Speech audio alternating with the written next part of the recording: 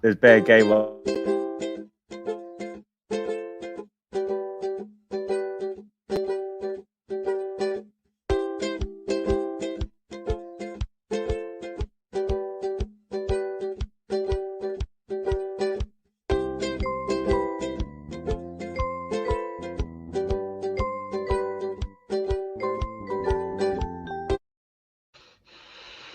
Hello everyone, welcome back to Spurs TV. It's been a little while, 3 or 4 days before I released since I released anything, but this could be a regular feature.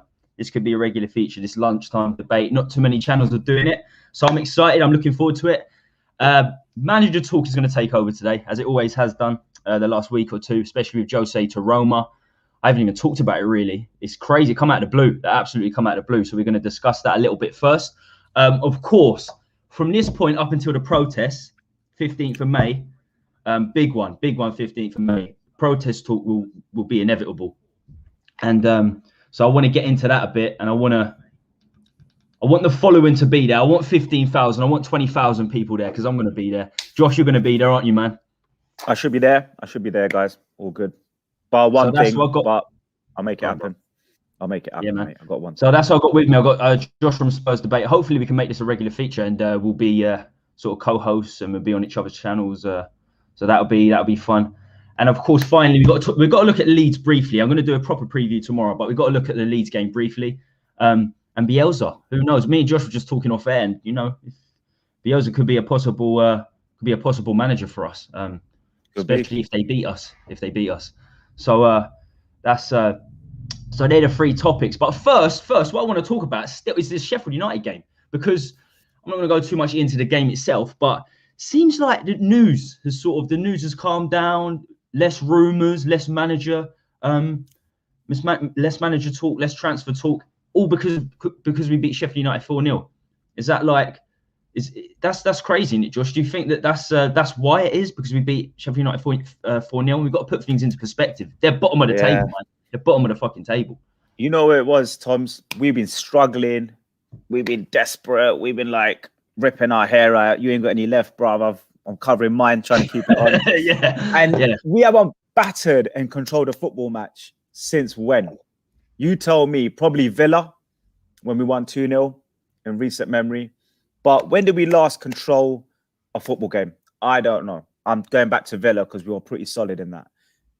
Even though they had chances, but this is the first time in a long time we've controlled a football match, which we shouldn't, as Tottenham fans, be that desperate for, because if you go back to the Pochos, we were controlling most of our games, and we scored 4 goals, which again remind me when we last scored more than 2 goals. So, and one. Everton, we scored 4 but lost. So, mate, I think everyone's just happy, and everyone's just, like when you just get a little bit of sweet and you just take it all in, because you just need that little bit of sugar. Everyone's just high on sugar right now. But I'm sure we're going to come crashing back down to earth. As soon as we play a top team, unfortunately, when we play top teams, we get shown up. But listen, there's small positivities in there with Mason, man. He's picking Gareth Bale, in picking Dele Alli. It worked for him. So hats off to Ryan Mason, man. I'll give him an 8 out of 10 for that. And, you got to give credit to the manager when the team win, because we're happy to throw the manager under the bus when the team lose. So let's big up the manager when the team win. And I think it's a short-term high. A long may it continue into the weekend, mate. Yeah, man, I agree. You got to beat who's in front of you, basically. And we've done the job. We've done the job on them. I think it's fair to say that this is probably Mason's first real test, because obviously Southampton game, they've been on horrible form, and he had 2 days to prepare for that. You can't judge a manager on 2 days. Yeah. Then Man City, we found out, not last night, the night before, that they are the best team on the planet. Do you know what I mean? You can't really judge them on that either. And then Sheffield United bottom of the table. That's why this Leeds game is big for me. 12:30 kick-off Saturday. For me, it's a big game. We can see fully if Mason has given anything to these players, if they've adapted in any way, and hopefully we'll see an attacking system like we did against Sheffield United. I mean, all 4 goals were unbelievable. All 4 goals against Sheffield United were unbelievable. But for me, that can be a bad thing as well. That can be a bad thing. Sometimes you need the sloppy goals. You know what I mean? The ones that you just on the line and you tap in. Sometimes they're important. And if you're not delivering them, you're thinking, oh, we have to be 30 yards out, curl it into the top left corner. Yeah. probably won't work against the bigger teams. But look, at the end of the day, we beat what's in front of us, and then we go on to Leeds. We go on to Leeds next. So now, Jose Mourinho, like, I couldn't believe it. I was walking through a shopping centre. Getting my shopping, and there was a Sky guy who's like, "Yeah, come over here. We'll give you a Sky deal." And I saw on a big Sky News TV, I thought they were joking with me, like, Jose has signed for Roma. I was like, what? It's like 1 week ago. Less than 1 week ago, he's gone to Roma at the end of the season. I couldn't see that coming. I could not see that coming. Could you see that coming so quick? Jose moving to another club? Nah. I just remember watching TalkSport's little upload on social media with him walking into TalkSport studios, giving it some. He was chatting to Alan Brazil, and I thought, okay, Jose's been signed up by TalkSport. Little bit of a side move, because from Sky he's gone to TalkSport, but I think Sky owned TalkSport, if I'm not mistaken. So, you know, that whole Sky relationship, I thought, okay, he's back in the media. I expected him this summer to do the Euros, and I actually thought after the Portugal, after the tournament, Portugal might say, "Listen, Jose, do you fancy doing 3 years for Portugal?" That's what I thought personally. If you'd asked me to bet, I didn't really think a Premier League club was going to come in for him, and they didn't. But Roma, wow, look, Roma have been struggling the last couple of seasons, man. They finished 6th and 7th. They're sitting in 7th now. The season before, they finished top 4. So Roma are like a sleeping giant. In a way, if you look at Spurs being like a sleeping giant, used to smash it out the park with the FA Cups, obviously got into the Champions League in the last few years. We just need to be rewoken. We've got players, we've got quality. And if you look at Roma, they've got good players. He's back with Chris Smalling. He's back with certain players over there that he's managed before, Mkhitaryan. So, you know, on paper, it looks like a good fit, because he's won the Italian league with Inter. So he's won that. He's done the Champions League with Inter. He knows the Italian league. And maybe that defensive approach in the Italian league is more suited towards Jose's philosophy with what he did at Inter Milan. So maybe that counter-attacking style, you know, 7-8 men behind the ball, and then obviously just going for the result. That's definitely not the Tottenham way. We realized that the hard way. You know, we want the Poch way back. We don't want the Jose way back. We don't want a manager to come in and do that defensive stuff. It doesn't work for us. But I see the Italian Roma Jose connection, and it could be one that he goes on to do well because of the Italian league and the way they play. Yeah, 1,000,000%. When I heard him going to Roma, I mean, when he left Spurs, I thought he will go to Italy. He will go back to Italy next. Everyone's talking about AC Milan. Yeah. Which I know he won a Champions League for Inter Milan, but it seems to be a lot of players seem to move between Inter and AC Milan and Roma and Lazio. So it's not like in England where very few players move between like Liverpool, Man United, and Spurs and Arsenal. So I thought Milan would have done it, but they're doing pretty well. They had a good season as well. I love Serie A. They had a pretty good season. So yeah, I mean Roma it takes it means Sarri's available. I'm not going to go into Sarri. I'm not going to keep going into Sarri, but it means he's certainly available. But have you heard the rumours yesterday? Talking of Arsenal, apparently Arsenal want him. They're going to boot Arteta out in the summer, and they want Sarri. Like, oh shit, that's madness. Could work. That is madness. Could work. I mean, we're running out of candidates. We're running out of candidates. We literally are. I'm going to put this visual up now. Now, these are the ones that already rejected us. Yeah. So Brendan Rodgers, Nagelsmann, Ten Hag, and Marsch. I don't even know who Marsch is. I just know he's an American that was at Salzburg and now he's at Leipzig. So they're the ones that rejected us already. They're just the ones off the top of my mind I could think about this morning. There's probably a lot more. And these are the potential appointments. Therefore, potential rejections, because we seem to be rejected by fucking everyone right now. So yeah, there's Graham Potter, Sarri, Benitez. Everyone's talking about Benitez the last few days. Like the fat Spanish waiter, like everyone's talking about Benitez. I'm like, no, not Benitez. And then, but as one of our commenters just said, Paul Brown, brilliant. Oh bloody hell. But brilliant on these streams, brilliant on these Spurs streams. You see him everywhere, Paul Brown, like Mr. K. But yeah, Scott Parker as manager, and that seems to be the big one now. It seems to be between like Parker and Potter. Parker and Potter. What would you say to that? What would you say to that, guys? Listen, Potter, we spoke about in your last show about his man management, about his possession-based football. Sorry, about his passing accuracy. Youngsters development, all of that stuff is great, but we're not able to take risks with Graham Potter's and Scott Parker's at this stage or really maybe at any stage for me, Tommy, because if we're going to act like a European club, we're going to actually have to play in Europe and, you know, rough ourselves up against the best teams in Europe. We need a manager who's going to come in and who knows European football, who knows the Champions League, who knows Europa League. I say that, but I also will say on the other side of that fence is that Mauricio Pochettino wasn't blessed with European experience. So there are certain managers you go and get and they work for you. And Poch was an example for us. Poch just wasn't backed. We all know the story with that now. He wasn't backed, right? He had the house, not the furniture. We now need someone in the mold that can come in and work with the players. Now, if we go for someone who's been in the game 30 years, Sarri, for example, 40, 50 years, loads of European experience, but they don't work with Tottenham's structure and Levy and the youngsters and the patience you need to work with a Daniel Levy, the patience you need to work with Steve Hitchen and the transfer policies, which Poch had until the end he ran out. I look for patience in whoever is going to come. And Potter will have patience. But my worry with Potter is that the fans will start targeting him early if he starts to lose the dressing room because of his CV.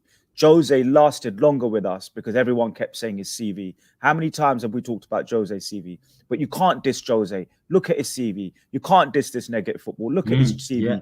You can't diss Gareth Bale. Look at Jose's CV. It was always Jose's CV is all I ever heard. And in the end, his CV did nothing. So CV is not everything. Obviously, you know, experience is a lot of things as well. It's a really difficult one. And this is why this show is so important and what you're doing right now, because you know, we kind of want a bit of Graham Potter. We want a bit of Poch. We want a bit of Jose in terms of experience winning. We want a bit of everything. And maybe that manager doesn't even exist. The perfect fit, the hand in glove. But we need to get out the 5 fingers. If we can get 4 in, then we might have a little fit there that we can then mold the manager towards the Tottenham way. And the manager comes in and brings in kind of those key elements we need. So for me, there is no manager with all the ingredients for Tottenham because we're such a difficult dish, but it's just getting as close as possible to that recipe that works for Levy, works for the transfer policy, works with the situation we find ourselves in, which is an ex-Champions League club. We're an ex-Champions League club. And when you leave the Champions League, you want to get back in as quickly as possible. Otherwise, we'll end up like Arsenal, which would be 5-6 seasons, right? Which is embarrassing. So we don't want to be the next Arsenal. As much as I take joy in saying that, I got fear in saying that too, bro, because we are on the brink of becoming the next Arsenal if we keep going with that top 4. So Graham Potter for me is a risk, bro. But I tell you what, I said it on your last show, that man's got a lot of skills, but maybe another season or 2 to graft his skills in the Premier League. And he could be one for the future, for sure. But I think the job's too big for him personally, mate. Yeah, I'd agree with that. But our options are running out. And like you said, we're not going to get a manager with all those ingredients. So we're going to have to take a risk. There have to be a risk along the way.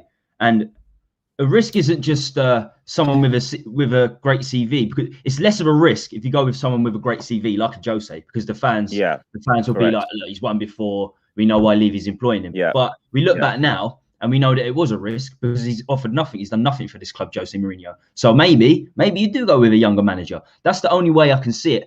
But the problem with Levy is we're hearing all this stuff about he wants another Pochettino. And if he wants another Pochettino, then the closest to that in the Premier League for me is probably Potter. It probably is Potter, the nearest, the closest available one. Or maybe Nuno De Santo.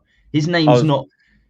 Yeah, his name's not coming up a lot. It really isn't. But I think he should be front runner. I think he should be one of the front runners. He should be in the conversation. Definitely. With what he's done with Wolves. Remember, Jimenez has been injured all season, right? Traore's been injured on and off. You know, with the tools he's got. Jimenez all season, hasn't he? Bloody massive player for them. That guy was banging them in last year. Massive player for them. He was in everyone's fantasy football league, that guy was, because he was young. Sorry, he was cheap on value and he was banging in about a goal every other game.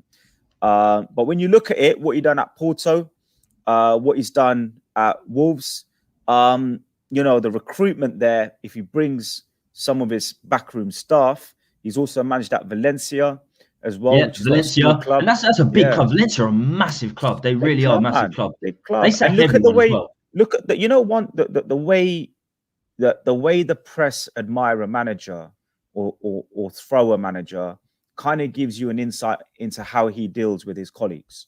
Now, when you look at Nuno, the way he deals with the press is very balanced. And you see the way the press deals with him. It's very balanced. He's firm, but he's fair. He doesn't get angry and he doesn't get too nice. He's just a nice, kind of fair man, right? And his personality, from what we see on the phones and on, you know, on television, is a guy that's got, you know, his dressing room quite happy. They buy into his philosophy and what he's doing. He gets rid of players when he doesn't need them. He brings in young players. These are all the attributes we look for in our next manager hunt. Is all these attributes of someone who can work with young, with experience, with a chairman, with a transfer budget. So I'm glad you mentioned his name, Tommy. He should definitely be in the conversation. He works well with money. He works well with youngsters, and he delivers on the pitch. Without his star player, that's like us not having Harry Kane. He's still delivering with Wolves. So thanks for mentioning him, and I think we need to keep him in the conversation. He is a massive part of how they play, isn't he, Jimenez? Massive part. They've lost. Yeah. I think they bought Fabio Silva in for like £40 million, like 18 years old. But you can't question their transfer policy. Wolves been absolutely brilliant. If he comes, it'd be nice if he brought one of the scouts with him too.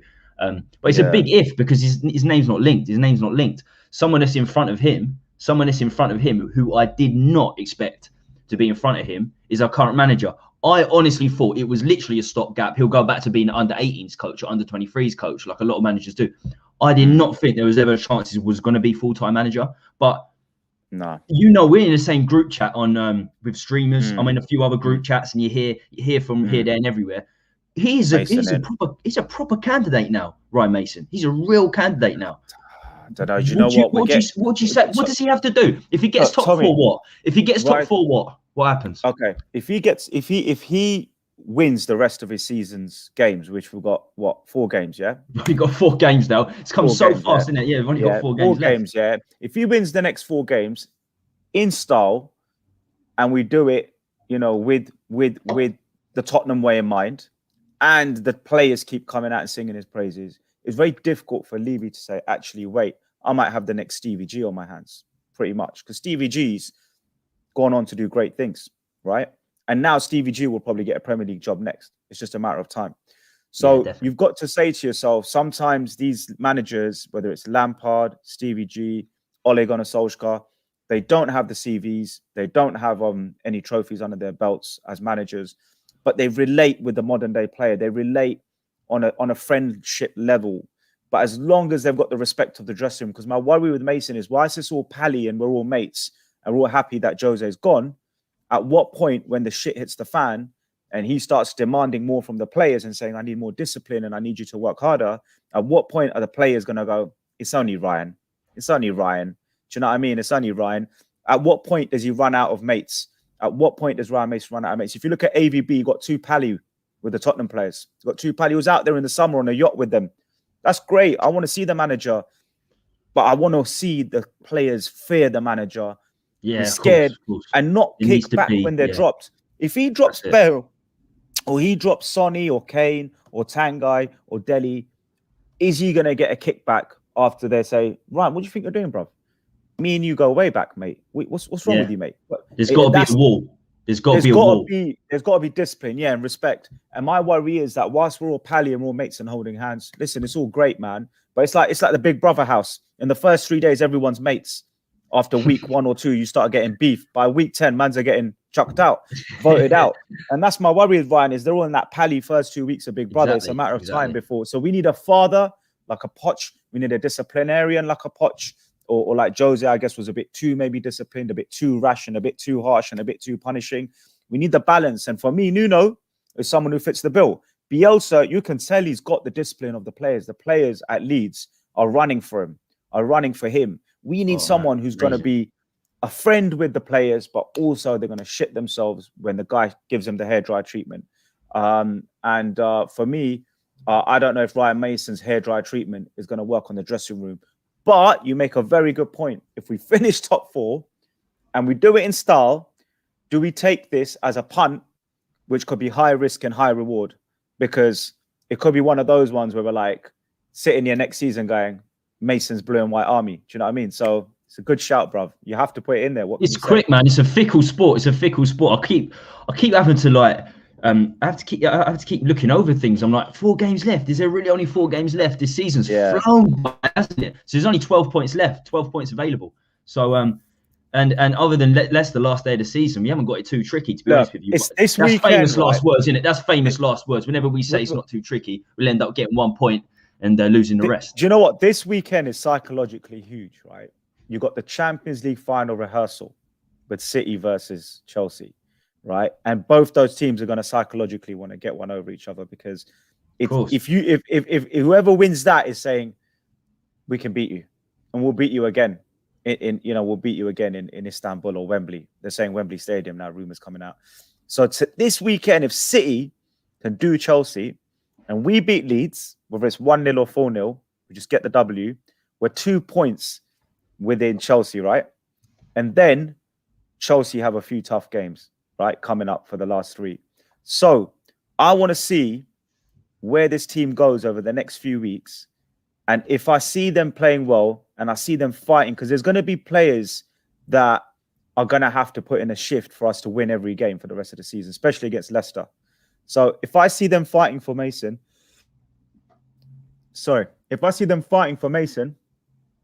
then I think we have to have him in the conversation, Tommy, because I'll tell you who we shouldn't forget. We talk about Mason, but we don't talk about Ledley King, and we don't talk about Chris Powell. And we don't talk about... I really like Chris Powell. I really like Chris Powell. Yeah, all the YouTubers, everyone, we're talking Mason in, Mason out. Let's talk more about Chris Powell, and let's talk more about, obviously, Ledley King. We know all about him. But they're just as much important to that trio. And you know, before you take the mic back off me, the backroom staff are a major reason why managers are successful. Major reason. Huge.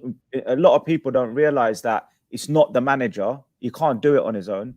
It's the backroom staff that are a major reason. So when you've got, like, if you look at Poch with Jesus, you know, Perez or whatever his name was, Jesus, is number 2, the short guy, the one who always listens to everything, you know. And you look at the other guy, and there was the other guy who looked like Poch's dad. I don't know if yeah.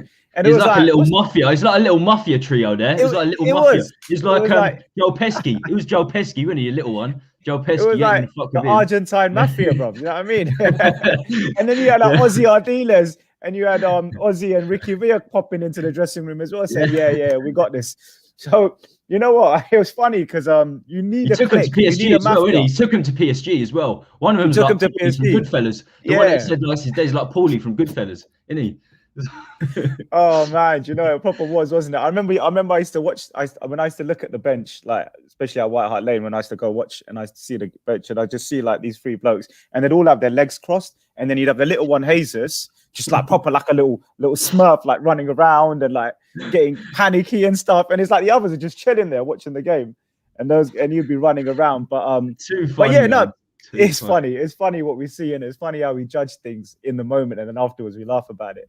But my point being is we need a mafia, and if the let's call them MPK, yeah, Mason, Powell, and King, or whatever you want to call it, MPK. If MPK mafia is working behind the scenes and it's a little mafia, then long may it continue, because they're all Tottenham. They understand the fabric of the club. They understand what it's like to produce young talent and develop young talent. And they also understand the Harry Kanes who have come through the system, and the Heung-min Sons, and players that have had a hard time like Gareth Bale when they joined the club. They understand everything. You could sit with MKP. You're going to get used to this now. You could sit with MKP. Man, you're going to get MKP shirts. You're going to start selling shirts, man. Josh, I'll say it. Spurs Debate website, MKP. Right, listen, hashtag MKP. Everyone do it now. But as soon as MKP... Beanie hats.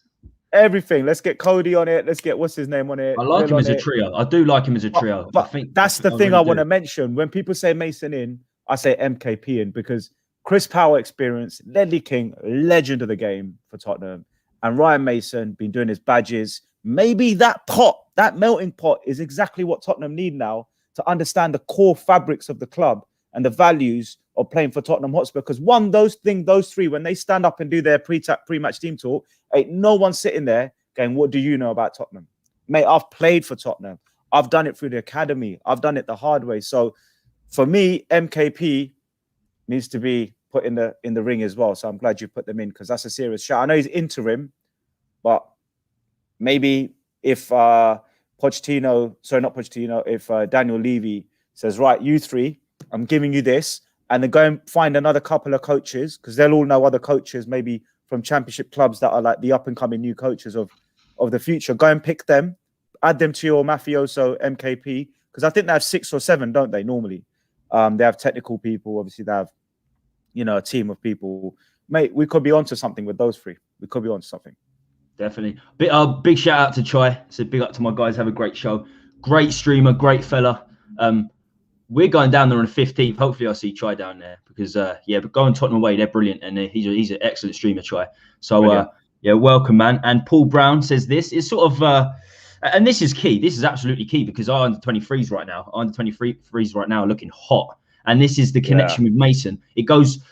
There's so many variables with Ryan Mason. There are so many variables. If he was for me, if he was 34, 35, it would be, and he finished top 4, or we play really, really good football. For me, definitely 100% give him the job. But 29, he's like 2 years younger than Kane. They came through the same academy, and he's 2 years behind Kane. Oh no, a year behind, obviously 28, 29.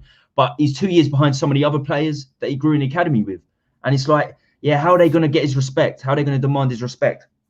That's the problem with Mason. If he was 34, 35, I think it'd be a really, really good appointment, even just for a season to get the youth through, because he worked with the youth. It is going to be a big one. It is going to be a big one because you got Lavernia there, you got Atiti, you got Scarlett, we've got some really, really top youth players coming through, and some attacking ones as well. Because we've had plenty of centre mids over the years, Mason being one, Skip, Livermore, Carroll, but we're not producing the wingers, but we are now. In the under-23s now, we've got some attacking players coming through. So to nurture those players is going to be massive. It's going to be massive. And Mason could be the one for that. Some of the more experienced managers won't be. Like Bielsa and Sarri, they will not. I think really one thing we're guaranteed, and Ryan Sessegnon came out and said it yesterday. He said, or the day before, sorry, he said, when Poch came in, I was excited, and then I got injured. Mourinho came in, he put me out on loan. I'm now looking forward to coming back and working with Ryan Mason and co. So one thing we're guaranteed with Ryan Mason, MKP, is MKP will produce and nurture the Ryan Sessegnons, the Ollie Skips, and get well Ollie Skip because he's done his metatarsal winning. Oh yeah, bloody hell, I heard about that. Yeah, so get well. That's a shame because you could have done with a full pre-season. But the other thing is he'll get some rest. And he might take 10 games to get into his groove, or 5 games into the early season. So we might not see the best of Ollie Skip until 10 games in or something, 5 games in. But back to MKP, when you look at Sessegnon, Scarlett, Tanganga, Ollie Skip, your Levines, and all these players are in and around Tottenham Hotspur's first squad. One thing we'll get with those guys is improvement. And the other thing I think we'll get, and I just want to throw this in there, is Dele Alli will get more of a chance. Dele Alli will get more of a chance under MKP. So what would we do for a fit and firing Dele Alli? A revved up, angry, I'm ready to take the world on debit. Come on, that's a 50 million quid player there, man. What would we do for Scarlett getting a run out, where other managers might just want a quick 3-year Tottenham stint, in and out, spend loads of money. He looks like he could be ready, Scarlett, as well. I know he's only 16, 17. We've got to stop talking about ages in a way, haven't we? If you're good enough, Listen, if you're young, but if you're good enough, you can do it. You can do the job. The same with Mason, the same with Scarlett, 16, 17. Every time he's come on, he's looked absolutely fantastic. And he's got desire. He's got desire like Kane. He seems like he's got the thing is, for me, Scarlett, we got with these young players, you got to have a 3-year plan. So if we keep thinking like Scarlett's too young, where's he going to be when he's 20? So we have to think 3 years ahead with young players. You can't. I'd speak 3 to 5 years ahead. So if he's the next Kane, or he's the next Tottenham Hotspur leading top scorer to hit them charts in the next 5 years, then we need to start developing him for 2025, right? Because the only way we're going to do that is to loan him out or play him at the club, right? Now, loaning him out can work because Harry Kane proved that. Players have proved that. If you look at Mason Mount was loaned out. If you look at Mason, he went to Holland as well, didn't he?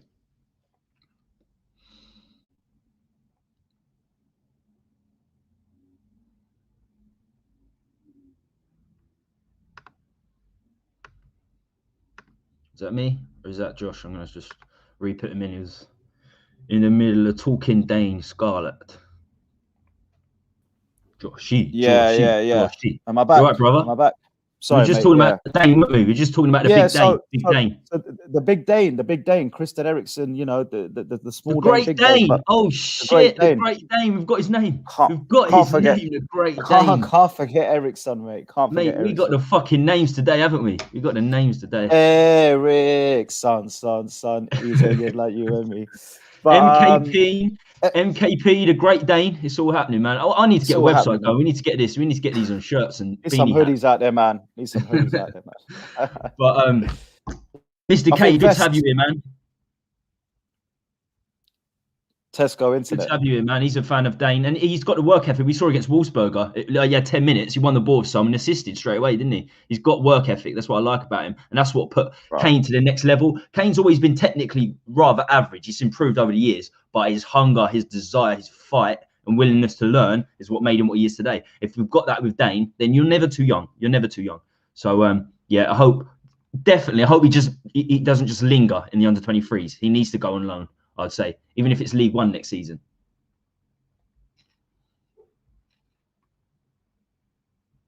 Right, Josh is having a little bit of trouble, so I'm going to leave him there. I'm going to reboost him, re-put him in a second. But that was a really good talk about the Great Dane Scarlett. It's weird that he come up with those names, but that could be a good nickname going into the future. There must be a song there. Either way, he's very young, and he needs to. We need to develop him because he could be something very, very special. And as Josh said, 5 years' time, he'll be 21, 22. Kane will probably be long gone. So it could be important up to that point. Yeah, as I said, thanks for coming, Mr. K. And make sure everyone is here. Make sure you subscribe if you haven't subscribed yet. Like the channel and carry on in the chat because we love replying to this chat. And Mr. K and Paul Brown, we know you're a fantastic. You're fantastic. With all streamers, Spurs streamers, and there are so many. Harris Army. I've got to make a song up about him as well. Me, Dave Harris, he's smashing it. Got to do a song on him. I reckon he has Tesco internet. Yeah, I'm at a hotel at the moment, so mine's pretty good though. I think he's there. I think he's all right. Yeah, Josh, you got a fan, man. You got a fan. Mr. K says you're spot on. I agree that you're spot on with Dane. I think it could be 2025 when we see him, where we fully see him. Because Kane will be at the end of his days, won't he? 32. If he's still there, it'll be 32, 33. It'll be the perfect point. And you've got to manage it. You've got to manage it properly. The loans, haven't you? You've got to manage the loans properly. Yeah. You've got to manage the loans. And Mourinho came out and bigged up Scarlett. I don't know if he was doing that to appease the fans. We did play him in the Europa League. I think for me, guys, if we make Champions League, obviously you can't mess about. You can't. This is one of the mini small advantages of being in the Europa League is you get to basically play Division 1 clubs or Championship. The Championship's a tough league. You get to play them lesser teams in the early rounds, the ones that you've not heard of them. And this is where you get to let players like Dane Scarlett, like Ryan Sessegnon and certain players, carve their trade in a competitive environment and get used to playing for Tottenham. So if we don't finish top four, then I say keep Scarlett for the Europa League. If we finish top four, I say loan him out because we don't have any games to play with if we finish top four. But if we finish top 6 or Europe, then I would say keep Scarlett, or I would say loan him out. Absolutely, I agree with that. And I've got a lot of stick from fellow mates back in the days when we were constantly getting top 6 with Harry Redknapp. I thought Harry Redknapp was doing the right thing. He was putting the 17-year-olds into the Europa League games, and that's how it should be. Give them the experience then and there, or the early League Cup rounds. That's what they need. And as he said, top. He's not good enough to be. He's not good enough to be to be playing in the Champions League, not at this stage. So 100%. If we fail to make top 4, I'd keep him around. There's going to be lots to talk about the backup. There's lots to talk about a backup striker. We've got one potentially in the next game, Patrick Bamford. But a lot of these players, they're already at fantastic clubs. And Bielsa, I tell you who. We want Bielsa. It's not just if we want Bielsa. It's if Bielsa will come. If Bamford will come. Why would you want to leave Leeds right now? Do you know what I mean? Nah, I think Tommy. Leaving Leeds for Tottenham's a step up, man. It's definitely it is definitely a step up. But Leeds are a massive club in this country. You know the problem is, lots right? of league titles. I'll tell you what the problem is, yeah. And Hassan Huttle said it yesterday. The Southampton manager, Hassan Huttle, said it yesterday. He come out and he said, "Why would Brendan Rodgers want to leave Leicester? Right? He's enjoying it. He's enjoying it. He's got the squad on side. They all believe in, they're all listening to him. They all believe in his philosophy. He's got top four waiting for them. He's got an FA Cup final waiting for them." And Hassan Huttle said it himself. He said, "Why would you move for money? You don't become a football coach just for money. It's not a job. You become a football coach so that you can enjoy what you do with the chairman, with the academy, with the players, with the coach, with everything." Brendan Rodgers is having the time of his life. Rodgers has got the best owners in the league, I think. I think they're the best owners in the league. He's got it. He's got it, Kushti. It's like having look at the transfers. Look at their transfer policy and who they're bringing in, like young players like Fofana. Bro, why would they sell Chilwell? They sell Chilwell for £50 million. They've got James Justin. Looks even better. He looks even better. He's that good. They've got everything happening at Leicester. You'd be mad. You'd be mad to even take the. Why would he? I mean, the only thing is, if Leicester finished 5th, right, and Levy trebles his money, then Brendan Rodgers has a decision to make this summer when he's got time to watch the Euros and relax away from the club, because right now he's saying all the right things. Why would you derail Leicester's top 4 campaign by coming out and entertaining another job? You wouldn't, because the players are looking at you going, "What's going on, boss? You're telling us to give 100%. Where's your 100%? So for me, Brendan Rodgers is not going to come out and start saying, "Oh yeah, Tottenham job, it's a great job. Harry Kane's great." He's not going to say none of that. He's going to say, "No, no, no." And he did the same. Where was he at? Rangers, wasn't he? Before.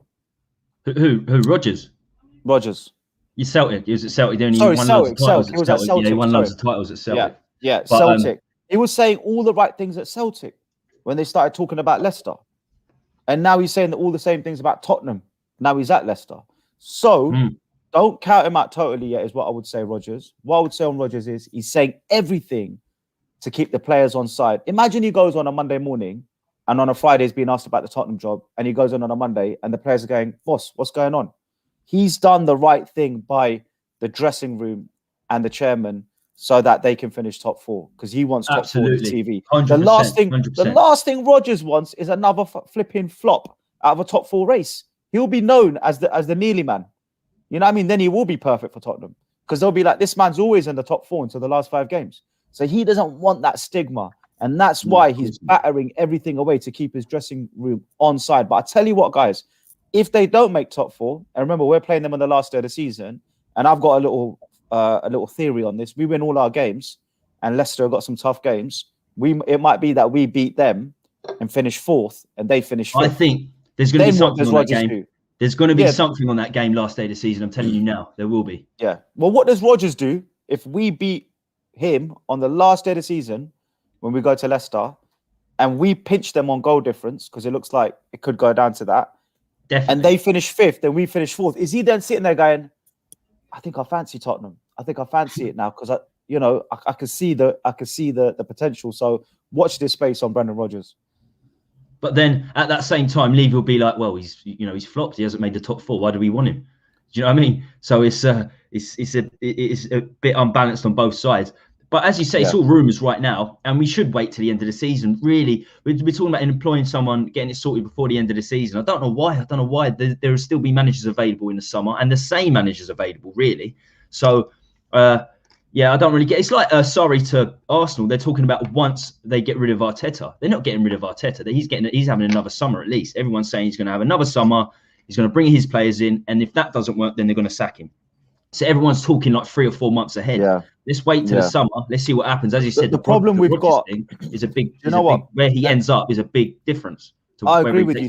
I agree with you, Tommy. Like, why rush and make the wrong decision and panic just to get a manager in so that it's a big tick in the box and everyone can calm down?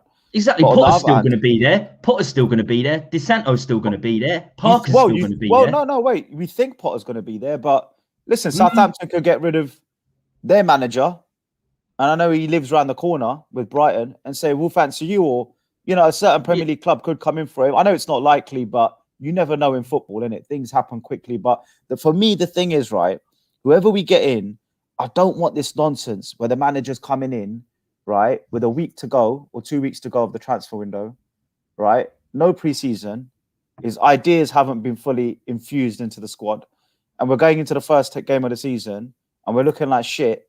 And he's coming out, the manager, indirectly saying, I didn't have a preseason, which is what Jose was saying. Do you remember how many times Jose said, this is a very unique situation. I've had to come in halfway, which was the same at Porto, I think. Otherwise, I've always had a preseason. He kept saying it. Yeah, he kept saying it from November when he came in. I have no preseason, everyone. Don't judge me. Top four, don't ask me about top four. I've had no preseason. Then he had a preseason. He got 7 signings, of which half of them he didn't play because he fell out with them or whatever. They weren't good enough in his eyes. So what we don't want is the next manager to come in and say, oh, sorry, we finished top 6 again or top 7 because I didn't have a preseason. But give me another season and give me the whole of the next summer and I'll deliver. That's the problem we've got with not giving a manager a preseason, because they can sit there and argue and say, don't judge me. I've not had a preseason. So it's a difficult one, isn't it? You bring him in early, give him that time, or like you say, wait, be patient and not rush it and panic. Exactly. Mr. K's talking about, seriously, we're fighting for 5th. It's never over. It's never over. And as you said, I think there's going to be a lot riding on this Leicester game, last game of the season. And one of the European places, whether it's Champions League or Europa League, is going to come down to it's certainly going to come down to goal difference. Shall we have a quick look at it? Then, Tommy? Because I'm sure everyone's dying to know. So let's look at the running. Shall we quickly look at that for a couple of minutes? Right. So what we got? I'll bring it up. I'll bring it up as well. You got it. Oh, perfect. All right, I'll find it. Whilst we're hot on the subject, whilst it's on the tip of everyone's lips, you know what I mean? Yeah, man. Let's look at Spurs on the brink of your mind. So let's. I'll tell you what. I'm gonna go fixture by fixture. You do Tottenham fixtures, and I'm gonna talk you through Chelsea, Leicester, Liverpool. I think. Oh, they're right. They've got some of those teams have got real difficult runs. Leicester themselves. All right, so there you go. All right, so I don't even want to look at that final one, but yeah, as you scroll down, you've got Leeds. So starting this weekend, right? Leicester have got Newcastle at home. You expect Leicester to win that. You'd expect Leicester to beat Newcastle. However, Newcastle have been playing well. And if Maximin starts, they've got every chance of nicking. Wilson's back as well now, isn't he? Wilson's back. Yeah, started back as well. And Maximin, goals. For He's me, unbelievable, isn't he? Well, since Maximin's come back into the team, they've stayed up. Simple as that. They can't. Whenever he's been in the team, they stayed earlier on in the season. But here's time they play half decent is when he plays. But let's say we beat Leeds, right? Looking at that, we've got Leeds away on Saturday, right? And on the 7th of May, which is tomorrow, Leicester play. Now, Leicester, say they win against Newcastle, they go way ahead of us. We have to beat Leeds then to have a chance. But let's say we beat Leeds, right? And then let's go to next weekend. Next weekend, Leicester go to United away. Now, United will want to win that to secure second spot. Leicester lose that. Where do we go next weekend? We go to Wolves. Yeah. Sorry, Wolves come to us. Mate, we've got every chance of beating Wolves. Yeah, I think it'll be a similar game to the Leeds one. I think we've got a really good record. I think we've got a really good record against Wolves. Not that stands for much, but Wolves very rarely, they haven't changed their team the last 2 years. It's been draws. There's been a lot of draws as well, but I know what you mean. They rarely beat us. I remember that Vertonghen header, the scoopy header, the loopy header at Wolves in the last minute 3-2 a couple of seasons back. And then here we go. So we beat Wolves. So now, right, Leicester lose to United away. We beat Wolves. We've just closed the gap on Leicester. Then check this out. Leicester go to Chelsea away. Okay. Yeah. FA Cup final. FA Cup final rehearsal. FA Cup final rehearsal. Having lots of rehearsals, aren't they, Chelsea? Chelsea are full of rehearsals, right? And then where do we go, mate? We got Villa at home fighting for nothing. Let's say we beat Villa at home. We've now closed it from 3 points because they lost to Man United away, and then they lose to Chelsea away, Leicester, and now we've closed it to 6 points. We're beating Villa at home. I'm always confident against Villa. Yeah, absolutely. So now, if it's close to 6 points, and if you look at it now, we've got 56 and 63 is 9 points. We've closed it to 6. And on the last day of the season, we beat Leicester and we finish above him. On goal difference. So we can't beat them on points. We can't beat Leicester on points unless they lose to Newcastle. But banking that they lose to Man United away, and banking that they lose to Chelsea away, and banking that we beat them on the last of the season, we will finish joint with Leicester and do them on goal difference, because they would have lost those games. So their goal difference would be like 17, 16, 15. And ours will be like 28, 29 if we're winning. And that's how. And who knows? And who knows? Chelsea could implode by them as well. They may drop points, so there could be 2 places up for grabs. You never know. You absolutely never know. So I'm always confident. I'm always confident when they call it the Spursy way. When you least expect it, Spurs come good, and when when we say it's an easy running, they'll as I said, they'll pick up. But the problem we've got, the problem we've got is West Ham. West Ham have got easy games, right? Yeah. And they keep winning. Have you got their fixtures up? Have you got their fixtures up? I'm going to bring it up for you now, man. So when we look at West Ham, it's really, really straightforward for them, bar this weekend. We need Everton to beat West Ham this weekend on Sunday at 4:30, right? If Everton can go to West Ham this weekend on Sunday and nick 2 points off them or nick 3 points off them, mate, everyone support Everton this weekend. We want West Ham to lose this weekend, because after that, they've got Brighton Hove Albion away, West Brom away, and Southampton at home. And they could easily go on to win those. So come on, Everton, and please, please do over them flipping caravan sites. Yeah, go to East London. Yeah, get David Moyes. Really dislike. Now, I've got to be careful what I say at, midday. Oh, yeah, no, listen, we hate him. But they hate us, probably. I'm not a fan of West Ham at all. I hate them more than Arsenal. I really do. I always have done. Because I need to mind my language. Somehow they think they're a big club, West Ham, because they finished like 5th in 1996. So look, Tommy, you see that 56 we're on, yeah? And you see that Leicester 63, that's 9 points, isn't it? No, it's not 7, 4 and 3, 7. Yeah, Liverpool got game in hand as well. They go above us with their game in hand. Our goal difference is good, though, considering, the points total. Our goal difference has been pretty solid all year. Mate, we needed that 4-0. That's a point. That is a point. That 4-0 is a point.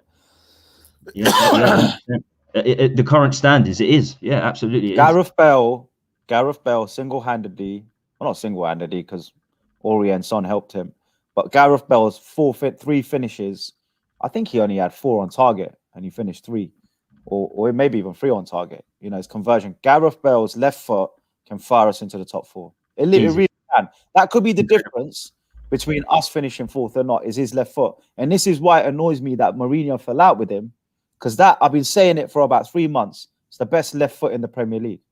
Yeah, it honestly is the best. We've got the best right and left foot in the Premier League, because Harry Kane's got the best foot on the planet. So yeah, we've got the best right and left foot in the league. So we should be Tommy, we got a Leicester fan in the house. Big up Leicester till I die TV, man. Oh, he was on. I was on him Monday. I was on Monday with him on Rich Sports. Is it Chris? Oh, mate, if it's Chris, he's a crack. Chris, should we get him on for 5 minutes? If you brilliant. I'm going to go on his channel shortly. I'm going to go on his channel, I think, tomorrow, the next day, and he's definitely coming on ours for the Leicester game. He's a crack. Sorry, Monday. He's funny. He's so. Listen, funny. Chris, look, we're 56 points. Yeah, you can see it on the screen. You're 63. That's 7 points, right? How many games we got left to go? 4. Yeah, what's 4 times 3? 12. Yeah. So what are you saying, Chris? There's 12 and 7 between us, man. What are you saying, bro? Are you on? Are we in, mate? Yeah, it's Chris. 4 games, yeah? 12 points, 7 points difference. What are you saying, mate? We're coming for you, yeah? I think he wants to come on. But how long you got left, Josh? How long you got left? I'm good for a bit, man. Okay. Well, yes, come on, man. Everyone hit a like, please, if you ain't already done so, and everyone hit a subscribe, please, as well, man. Tommy puts a lot of work in. And go over to Spurs Debate as well. Yeah, I'll be doing some. I'll be doing some work soon. Check out my Instagram page. I've been putting a lot of stuff on my Instagram page as well. But yeah, big up Tommy. That's the same, isn't it? Spurs Debate. That's the same, isn't it? Spurs Debate TV, man. Spurs Debate Space TV, man. So Instagram is, I think, _. Let me just check that for you, bro, as well. Because you can't get it on Insta, innit? You can't get the flipping Spurs Debate _TV. There you go. If you ain't already subscribed, get over on Instagram and subscribe to my channel, Spurs Debate TV. Come on, son. Come on, mate. Get in. He doesn't mess about, this Chris. This Chris doesn't mess about. I just sent him the link. He will say it as it is, man. He's a funny guy. He's a good guy. He's a funny guy. But yeah, that game, the last day of the season, that will come down to something. Going into today, I didn't realize it's 7 points. I thought it's 5 points. That's what I'm saying. 12 points to win, 7 points to catch. can we do it? Can we listen? Leicester going to beat Newcastle, so I make it from 12. From 12, I make it 9. Yeah, so we're going to have to close 9 points. But we can do it, man. We can do it. Yeah, as Josh said, make sure you get the link, get the likes in. Make sure you sub if you want to see more of this content. I think we're going to do this lunchtime thing more. I think we're going to do this lunchtime thing more. For sure. Not too many people doing it, and it's fun. It's fun. It's pretty chill. It's good to do a stream with light, with the sun outside. Oh, you know that. You know that. And you know what? Everyone is having their lunch. Let us know what you're eating. You're having a sandwich. Have a cuppa. What are you doing? What are you drinking? Mr. K earlier was saying he's in the toilet. Are you still in the toilet, bro? Watching the stream. So yeah, man. Yeah, man. You might be constipated, innit? Just think of like Levy, innit? And it'll pop out, man. Spurs ruins your health, you know. Spurs ruins your systems, man. IBS, innit? COYS, IBS. Let me get this. Rid of this. Yeah, get rid of the banner. Big up Shreyas. Chris, how are you doing, mate? Good morning. Oh, good afternoon, guys. It feels like morning. I've only just woken up. So really? I thought I got up late. But, I was watching a Spurs match last night, so that sent me to sleep eventually. But yeah, no, it was good to have a couple of Leicester fans on Monday. He's taking the mic. But, me? Moi? So, is there any chance, Chris? Is there any chance Leicester fail to make the top 4? Yes, we're Leicester. It's quite possible we could do it. I mean, you know, if I remember the season we won the league. Running again. I'm just looking at you running again. Yeah, put it up. Let's have a look at it. Let's have a look. Because it's not easy. It's not easy. That's safe to say. You're not playing well, Chris. You're not playing well. Your boys are letting me down on fantasy football, man. Would you say You say we're not playing well? We lost to Man City, who hasn't this season. Yeah. We lost to West Ham. Yeah, that was unfortunate, but we had a couple of good players banned because they decided to go out to a party. Apart from that, we got a draw with Southampton, but can I just touch they on were that? Down to 10 men, and it's hard to beat 10 men. Chris, can I ask you a question, mate? So you're saying the Leicester players went out and had a Jamie Vardy party, yeah? What does that say about allegedly? What does that say about the discipline for Brendan Rodgers? Is he a disciplinarian or is he more of a mate? How would you describe his management style, mate? Because obviously we've been linked with him, so it'd be good to know as a Leicester fan. It was just a shame he doesn't want to go to you, isn't it? Really, but no. Okay, let's have a look at that incident, because when it happened, I'm going to be totally honest with you. As fans, had we won the West Ham game, as fans would have all gone like, "Yeah, they were the lads. They were having a party," Yeah. I am here, by the way. I'm just behind that little thing there. If you can't see me, but we lost the game. I love that shirt, man. I love that shirt. I love your retro shirt. Thank you. We lost the game, so it was oh God, it was their fault. It was their fault. Thing was, Brendan could have done several things. He could have fined them money, but what's the point of fining them money? They earn that much that a week's wage to them is like a drop in the ocean. What he did, he put them up and said, right, this is what happened, and these guys aren't going to play in the next game. They're not even in the squad. They're not even traveling, and that left them open to a lot of finger pointing and it was a bit like in the schoolyard where you go, oh, it was him, he did it. And that, I think, was a bigger punishment for them than actually being fined. Who were the players? Sorry? Who were the players that went out? It was Hamza Chowdhury, who, to be totally honest with you, wasn't a loss anyway at the moment. The James Maddison. Ooh. And Sergio Perez. Oh. So you see a lot of these players from other teams. It's like the youth, like under 23s and that have a party, like the Celtic boys or the Rangers boys.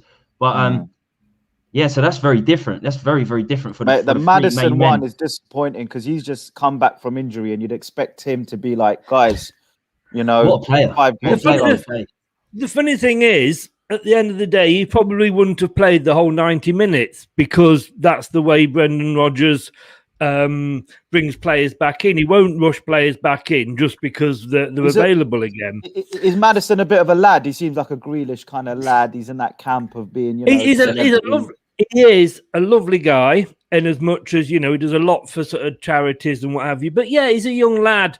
He's a talent. He's not a Paul Gascoigne, but he does like he does like his party. But then name me a Premier League footballer that doesn't. Yeah, Dele Alli's the same.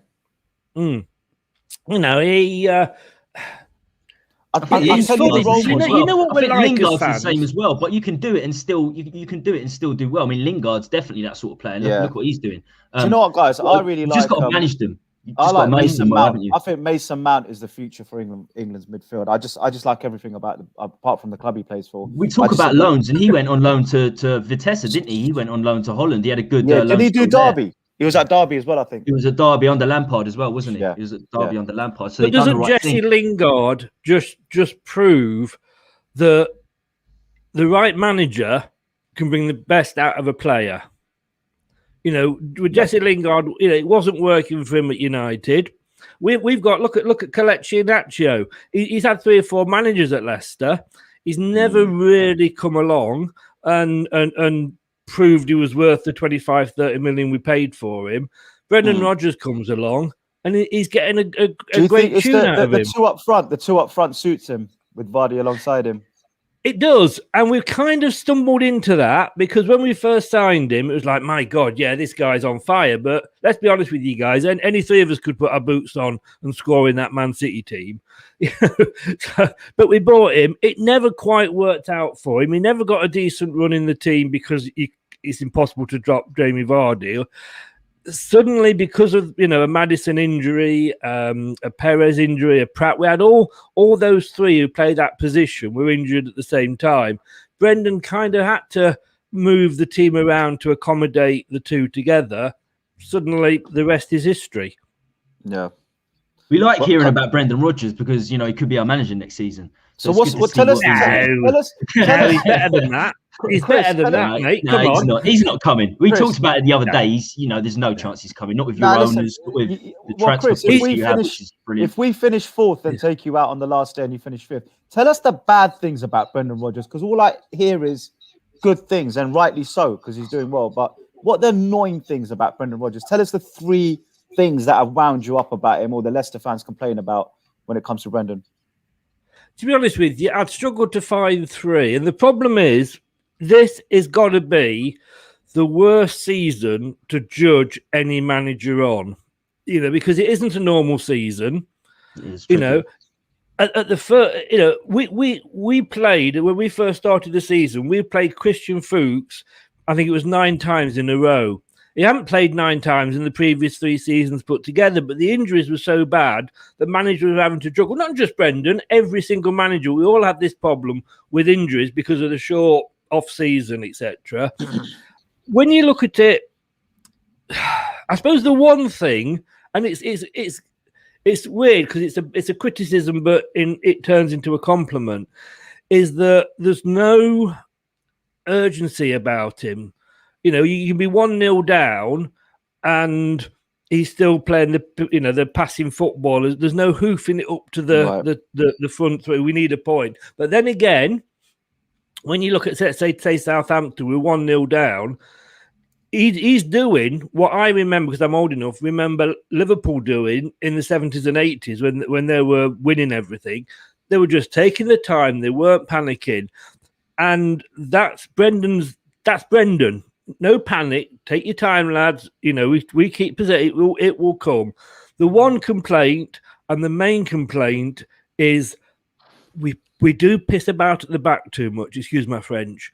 We play out from the back, and I don't like that. None of the fans like that, because if you lose the ball there, you can easily be punished, and that is my major complaint about him. It does seem the modern way, and it's just that's going to be a given for the future. It just seems playing at the back is going to be a given for the future. But sometimes you can overplay. And we do overplay.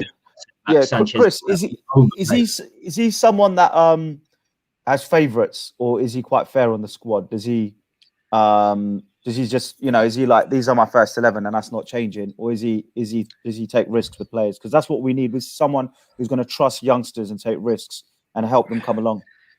Right, he will take risks. I mean, we played a Europa League game, and he played a young guy called Luke Thomas, left back. Mm-hmm. And last season, I had absolutely no idea who he was.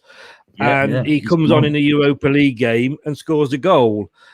Brendan Rodgers is very, very much into youth, and he will promote youth. I mean, we've got, and that's the good thing, we've got such a good youth system there. We've got the new training ground. We've got players out on loan that are earning plaudits.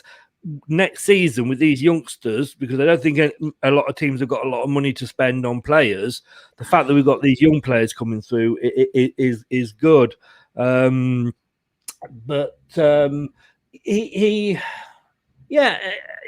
I say, his tactics are good. He does bring on youth. He does have a plan B, but no, he doesn't have favourites. It's very easy. Let's say, for example, Jose Mourinho, and you could correct me if I'm wrong here, but when he was your manager, if Kane was out injured, when he came back in, would he start? He would have said, yeah, I'm fit to play. Would he start straight away? Yeah, if it was 10%, he'd start straight away on the Jose. Well, this is the thing, right? Yeah, Maddison, Vardy, Ndidi, they've all been injured, and I can name even more than that. But when they've come back, they've not started.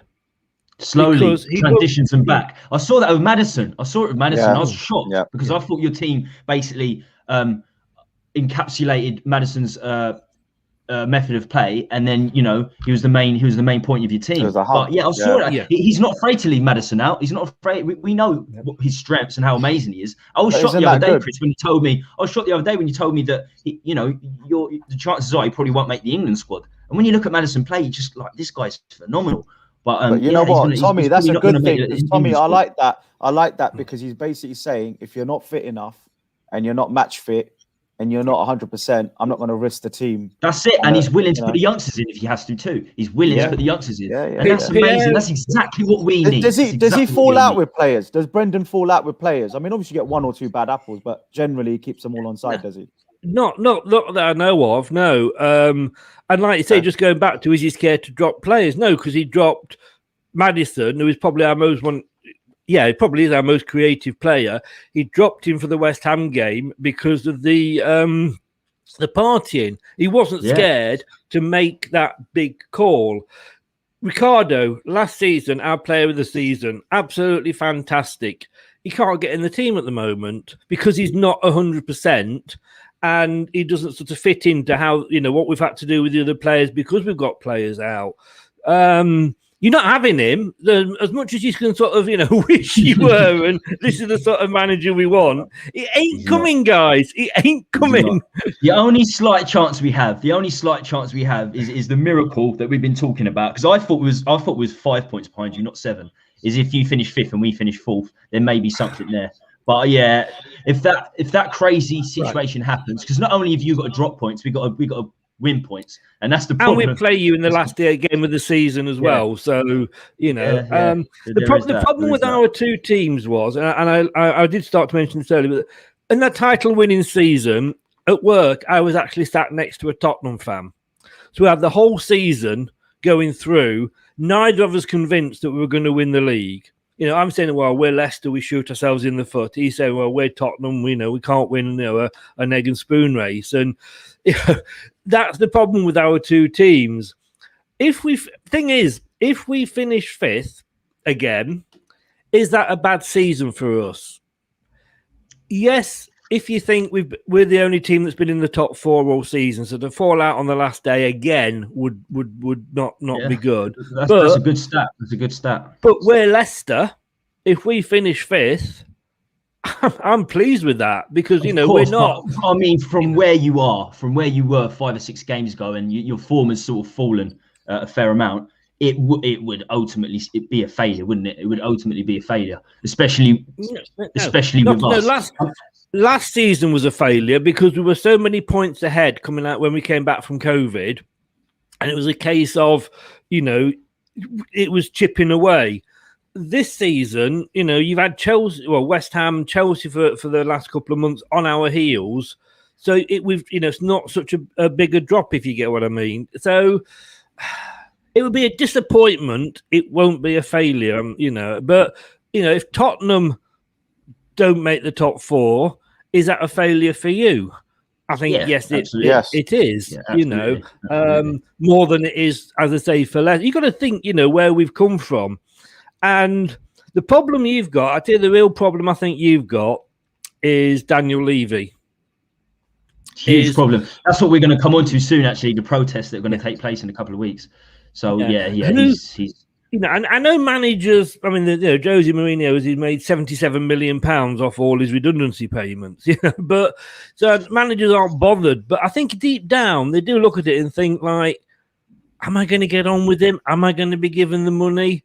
This is a club that's, is it 100 million in debt or something? What's going to happen? And he's at Leicester. And, I think we've got the best owners, if not in the UK, certainly in Europe. We've got fantastic owners. He's got a good, relationship with them. He's backed when he's needed to be backed. He's got a fantastic new training facility, best in Europe, I believe. I know you've got quite a good one, but the question is, why would he want to leave? And you've also got to think as well that when he and I think I've said this quite a few times, when he left Celtic, it was under a bit of a cloud, but I get why he did it, because he saw Leicester play for 10 games, competitive games that were left in the Premier League, and he learnt more about the team in those 10 games than he would have done with 4 or 5 meaningless friendlies. He's got to be careful how soon he leaves Leicester, that he doesn't get a bit of a reputation as just walking out on clubs all the time. And he's come to Leicester to rebuild his reputation. And I think he knows, the big thing he knows with Leicester is that, oops, and he's gone, I'm boring him. The thing I think he knows with Leicester is that trophy. It's that trophy in the background, mate. It was distracting him, so he had to leave. Yeah, indeed. But no, he did you recognise it? One day, mate, one day. Yeah, what is that? I've seen it. I've seen it on telly, mate. I've never seen one in life, but yeah. But no, it was, he's going to be given more time, I think, at a club like Leicester than he would be at Tottenham. I think, what is, Hazen Huttle came out and said it. The Southampton boss said it. I don't know if you saw that the other day. And he said, listen, why would you leave halfway through a project that's going so well? A great chairman, great club, good fans, new training facilities, which I haven't seen. I'm sure you have. They look amazing on pictures. Yes. Yeah. Why would you leave? It's like Poch leaving. Imagine Poch, right, was with Tottenham, getting us into the Champions League. You've got the new training facilities. You've got the stadium being built. I'm going back 4 or 5 years. I know we're in Wembley 3 years. Yeah, but why would you leave Tottenham? You're on the brink of something great. So I see that with Leicester. But the only thing I'd say, Chris, is with the level of quality that Leicester have, this transfer window coming up, they need to start behaving like a Champions League club in terms of spending now. Continue to spend. I know you bought well, and you guys have a great recruitment set up there because you bought some really good players. But I think now with Vardy's looking like he might have only a season left in him, you need to start thinking big. I think Leicester needs to start thinking like Liverpool and start. I know you can't spend like United and you can't spend like City and Chelsea, but for that 4th spot, which if you take the money men out of it, that 4th spot's there, isn't it? If you take the money men, it is. I think football is slowly changing. I mean, I don't think we will ever be classed, and I hate the phrase the big 6. We're not going to be a big 6 club, but what we can be is we can be a big 7 club. We can expand that, and Everton, maybe West Ham, other clubs, we can expand that. Football is slowly changing. You look at Man City, and where were they 10, 11 years ago? They were in League One. They couldn't even get, it took them 3 or 4 seasons. When we were down in League One, we got out first time. It sort of not obviously we're not in that league, but it's a similar kind of story. He is backed when he wants to be. What Brendan won't do is what Claudio tended to do once we won the Premier League, is just go out and buy numbers. Well, we need 5 players. Let's get 5 players. Brendan will say, right, I've got this money. I need A and I need B, but that's it, because I've got these other players that are coming through, youth players that are going to be good. And yeah, we're going to lose players. Of course we are. In the great scheme of things, Man United couldn't hold on to, Ronaldo. Everybody, there's a pecking order. Absolutely. And, we will lose players. But when we can buy players for 20, 35 million and sell them to Man United for 80 million, when we can get players like Chilwell coming through the youth system. Chilwell, Maguire. And going to Chelsea for 50 million. But Chris, isn't that, I just want to hold you on that point. Isn't that where you need to now change and say Champions League football, training facilities the best? We're now rubbing shoulders with the best off the pitch. I mean, on the pitch, we need to rub shoulders with them off the pitch as well. And stop selling your Chilwells. Stop selling your Harry Maguires. Because that's what we were. We were selling to United our best players. But there comes a point where Levy had to say, enough is enough. And I don't know if Leicester need to do that. Let me ask you a question, though. When you sold your best players... Hey, Tommy's back. I'm in a hotel. I've got to check out. I've got to check out in 10 minutes. Go. Don't worry, mate. I've got this. Go for it if you need to. Honestly, go for it. No, it's all right. Those night overnight hotels, mate. You should get a flat. Just call up and say you're a Tottenham fan. And it's a one-off, man. It's a one-off. It's my first one since last year because of the COVID situation. So it's a one-off. He's chilling. He's enjoying that bed. Let me just go back and say, when Tottenham sold their best players, did they replace them with better? No. And that's the thing. We sold, we bought Maguire for 20, 30 million or 20 million, I think it was. We sold him for 80. We replaced him with Soyuncu, who in my opinion is better. Chilwell came through the youth system, hardly cost us a penny. And we sold him to 50 million to Chelsea. We replaced him with James Justin, who, again, in my opinion, is a better player. I know his best mate. I know James Justin's best mate. All right. Yeah. Good, nice bloke. Good, really humble bloke. He's a good boy. Yeah. Unfortunately, he's out injured, but I mean, otherwise, he's my choice for player of the season. To be honest with you, this is it. We used to be a selling club. We're not a selling club now. We've proved that with Mahrez. We held on to Mahrez for a couple of seasons because we didn't want to sell him. Yeah. Maguire, we said, if you want Maguire, you're going to have to pay us £80 million. They came back with 60. They came back with 65. We went, no, we don't need to sell. Yeah. But if you want him, this is, and every player's got, Kane will have a price on his head, of course. Once that price is met, you've got to say, what can we do with that 80 million? I think what we did with Maguire's money, you're paid for the training facility. You're strengthening the teams around you. United are above you today. Maguire starts for them every week. Is one of their, he's got better. Yeah. He's got better, right? So by selling to your Premier League rivals above you and in and around you, you're strengthening them whilst hoping you find a replacement. And I don't know if that strategy is going to last you for the next 5 years. It might win short term, and you get a Brendan who comes in and does a job. It just skims you into the top 4, and you're in a final, which we'd love to be in the FA Cup final, mate. Last time we were in the FA Cup final, I really can't even remember the last time we were in the FA Cup final. We love a League Cup final, but FA Cup's, another galaxy for us. But I see Leicester and I look at Spurs, and there's similarities in terms of, we used to sell our best players. We then had Poch, who came in. Harry Redknapp did a job. Poch came in. Martin Yole did a job. But Poch really took us to the top 4 heavens. Brendan Rodgers looks like he's going to take you to the top 4 heavens. I know Ranieri, that was something else. But that was one-off, really. Though. Yeah. You're not going to sit there and expect that every season. But in terms of top 4, look at Leicester, and I'm genuinely scared of Leicester finishing above us even next season. You've done it last season. It's probably going to happen this season. And you've almost kicked us out the top 4, and Arsenal and Liverpool now. So you are the new kid on the block that everyone's ignoring a bit.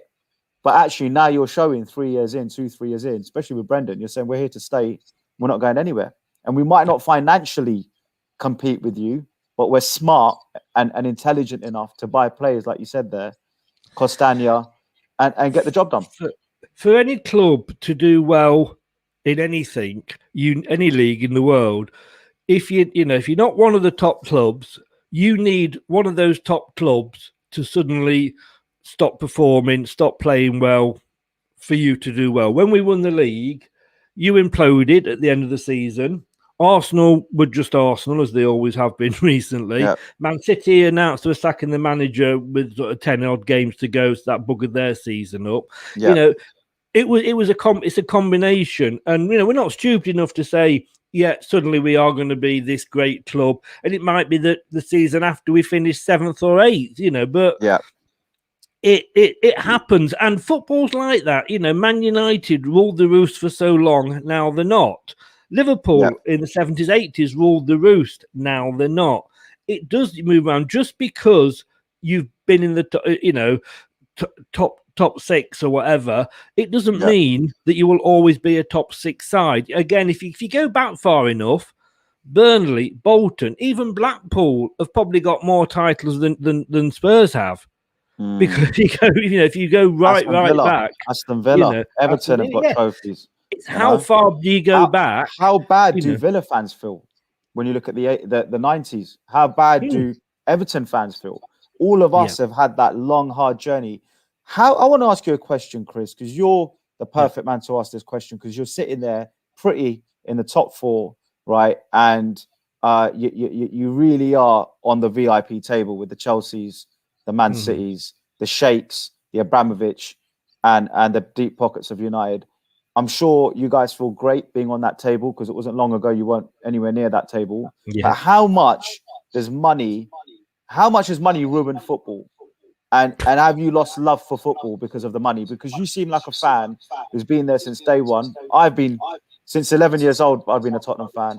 And I'm sick of the money ruining the game. And the ESL, if Leicester were invited, and maybe you should have been, would you have been just as pissed off if Leicester City had joined the ESL? I'm sure you would have.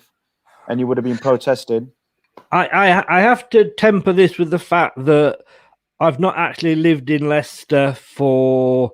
I'm 60 now. I left Leicester when I was 21, so 40 odd years. So getting to games, I've not always had a season ticket. I did for a couple of years. For me, the fact that every game's on telly at the moment is brilliant, because for where I live, it's a 7-hour return journey. That said, when we won the champions, the Premier League, there was questions about whether we were going to be invited into the ICC Cup, which was the stupidest cup ever, and it really messed up our pre-season. We're playing, Celtic in Los Angeles and then Barcelona in Stockholm. I mean, ridiculous cup, and I just hope that goes the same way. The ESL, no, I don't like it. I was surprised at the way all you fans were against it, because you are sort of seeming to play the big clubs. But football is about dreaming. Yeah. I live just outside Bournemouth. When I moved down here 11 years ago, the manager, the director, the players were outside the theatre with buckets in their hand, collecting money, because they were that desperate, and they'd been deducted 19 points. Tommy, I'll be back in 5 minutes. Sorry, Chris. Tommy, I just need to take this call. I'll be back, mate. All right, man. Yeah, I'm bloody, my Wi-Fi sorted now. I just had to tell you what, just let the Leicester fan look after the Tottenham channel for you while you two have gone. But mate, no, I just had to reload my Wi-Fi. They were dodgy, this hotel. I just had to reload my Wi-Fi. This is the total takeover, isn't it? That's it, man. But yeah, I heard you talking about James Justin, and you actually think he's better than Ben Chilwell already. I like Ben Chilwell. I had nothing against Ben Chilwell. Fans love a scapegoat, and he was the scapegoat in that last season. I didn't want to sell him, but like I say, we had an offer we couldn't refuse. James Justin he's as good as Chilwell now, and he will go on, I think, to be better. That said, I wasn't a Chilwell hater. I thought he was really good. Southgate thought he was really good. He was England's first choice left back. The fans just didn't take to him. And like I say, in the why was he a scapegoat? Why was he a scapegoat? Because because they knew towards the end of his Leicester season that he wanted to move. Is that no? I just think it was one of those players that again he was one of the younger players. It's just some players make a mistake, and fans are on the back. Oh, he's rubbish. He shouldn't be blah blah blah. Other players that were the fans' favourites make a mistake, and they get away with it. Look at Kelechi Iheanacho. Fans, myself included a little bit, were moaning because he was never scoring. He was never scoring. Jamie Vardy hasn't scored in 9-10 games now. Nobody's getting on his back. And we're very fickle as fans. Every fan, I don't care what they say, every fan is fickle. And I think that was just it. He was making mistakes, and for some reason they just sort of got on his back. But as quickly as it goes bad, it quickly can come good. And it's only been the last couple of months for Iheanacho. But you can see him with Vardy. Vardy's not going to be around for too much longer, is he? If he can take that mantle a little bit, which he can, because he's been playing well, he's been scoring goals through next season, then, he's adapted his game, and I don't care whether he scores or Iheanacho scores or Schmeichel scores, as long as somebody's scoring, but he's suddenly become a provider more than the goal scorer. If you'd have spoken to me 10 weeks ago and said, who are you looking to sign up front? I'd have been saying, right, who are we going to get to replace Jamie Vardy, the lone striker, blah, blah, blah. Ask me that question now, and I'm going right, who can we buy that will partner Iheanacho? That's how quickly things have changed. And exactly. And do you reckon he's going to be a bench man for like a season or two? He's going to be a workhorse that comes on for the past for the last 20-30 minutes, because you can see that with Vardy. He'd be amazing at that. Exactly. I mean, you look at, let's say we're playing you and it's 0-0 and it's 80 minutes, and your defenders are a bit knackered and ours are, and we bring on Jamie Vardy. Last day of the season when we beat you to top 4. Let's put all this into perspective. Okay, carry on. Can I ask you one question? And you probably know what's coming, but which team came third in a 2-horse race? Oh. So just don't just remember that. Just remember that. That will always hurt. That's always there. Even when I'm even when I'm sleeping at night, just before I nod off, that's there. That's always there. So, but Vardy. I mean, he's amazing for his age. I couldn't run like him when I was 21, let alone bloody 34. It's incredible. I thought his legs would have gone a couple of years ago. To be honest with you, but he's another proof that football is what it is, and it should be these dreams, and players can still come from non-league and make it into the England squad and win the Golden Boot, etc. But no, he'll get to the point where he can't play 90 minutes a game. We've then got him on the bench, and yes, for a couple of seasons we can bring him on. Mark Albrighton is very, very similar to that, in the fact that he is a little bit, he's getting on a little bit now. Although he's had to play 90 minutes because of the injuries, he doesn't always play 90 minutes, but he does come on, and he can change a game in the last 10-15 minutes with his pace and his crosses. So that will be his role, definitely.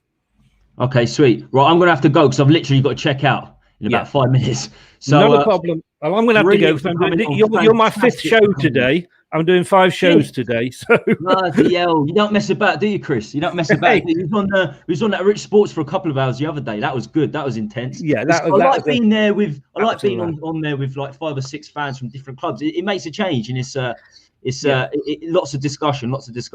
And I'm certainly going to be. You want me on your show for a season preview or something shortly? Yes, I'll definitely be up for that. And I think you're going to come on and do our opposition view as well, aren't you? Oh, of course. And I'd love you on here for a preview going into that game. We'll do that, mate. Far away now. So that'd be brilliant. You and Brad seem to work together quite a lot, don't you? He's a good help, is Brad. He's a good lad, and he's a good help to me. Helps me out a lot. And hopefully when we next speak, it will be the Leicester City are FA Cup holders. So fingers crossed for that. Oh, you've got that as well. I can't keep... I've got to stop... your season is incredible. You said it's not a failure. Well, that's another reason why it's not a failure if you pick up the FA Cup, innit? Regardless of 4th or 5th. All right, cheers, man. And tell us where we can find you. Tell us where we can find you. Leicester Till I Die TV. Leicester Till I Die TV on YouTube. Give us a sub. We're a new channel growing. In Facebook, it's Leicester Till I Die, and on Twitter, it's at Leicester TID. Excellent stuff. Brilliant. All right, cheers, man. See you again. All the best, mate. Brother. Take you. Right, so we ended with Chris there. He's a funny guy. He's a good big Leicester fan. I saw him for the first time on another channel a few days ago. He's brilliant. But got to follow him. You got to follow him. Sub to his channel. He's a right crowd. I'll be on his channel a few times in the next few weeks, no doubt, and he'll hopefully come on mine when we get a little bit. And in the next few weeks, I'm going to be doing next week in particular. I'm going to be doing a stream every day where we look at the teams around us. So we are battling for top 4 still. It won't be the case if we lose to Leeds. It won't be the case if we lose to Leeds. But I want West Ham fans on. I want Liverpool fans on. I've already got a few Liverpool fans up for that. So anyone watching on the recorded or live wants to come on, especially I need West Ham fans because I haven't got too many West Ham fan friends. I'm not a big fan of West Ham in general. So I'm pretty sure Mr. K and some of the other Paul Brown, some of the other big Spurs fans can look at that the same way, can vouch for that. But cheers, guys, for coming on. Brilliant, Mr. K, through your bloody lunch break and eating your hot wings as well. Paul Brown, always on here. And just before I go, we talked about Leicester towards the end there, and he doesn't even mention Deadwood, Chris. He doesn't even have to mention Deadwood because they don't really have any. We have so much because, as you say, Paul Brown, our transfer system, our transfer policy has been horrific. So if the crazy does happen and Brendan Rodgers does come over, if they bring that sort of transfer policy they have got where they're bringing in Fofana and Didi, even Iheanacho's coming well soon, and that youth system would be magnificent. Because as you say, look, Jack Clark, we bought him for £10 million. It was a bad transfer in itself because he had a heart attack a couple of months before. He literally had a heart attack at Leeds a couple of months before, and then we signed him for £10 million. Why? I just couldn't believe we made that decision. Look, it's a horrible thing to happen, but it beggars belief. It beggars belief. £30 million for relegated Sissoko. We're paying £30 million on relegated on players relegated out of the Premier League. What's going on? It beggars belief. And there will be a complete Deadwood stream coming soon as well. I have to start with defence because it's that bad. You should watch Paxton Road, Spurs boys. Go on Paxton Road because we've done that the other day. It was really interesting. But I'm going to do that myself on this stream, starting with defenders. Who do we need to get out first? I think most people can agree. Eric Dyer's at the top there. So yeah, thanks everyone for watching. Make sure you sub. Make sure you sub to Leicester Till I Die. Fantastic channel. Him and Brad. He runs it, Chris, but him and Brad are great over there, and you'll see them on many other channels as well. Bloody hell, it's his 5th show already. Now that's what you call dedication. All right, cheers, guys. So yeah, sub up to me. Make sure you leave comments if you're watching this on the recorded version. Come on, you Spurs.